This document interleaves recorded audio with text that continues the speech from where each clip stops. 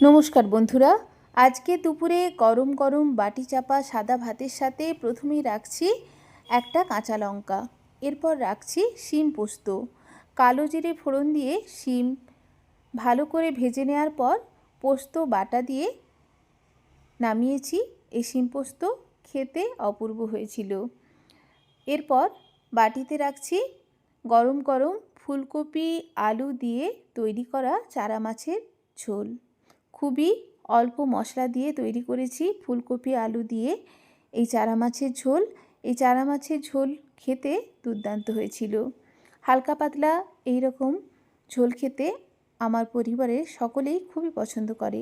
এরপর বাটিতে রাখছি এক বাটি মতো ফ্রেশ টক দই।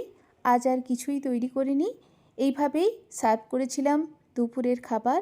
এই দুপুরের লাঞ্চ থালি আপনাদের কেমন লাগলো অবশ্যই জানাবেন।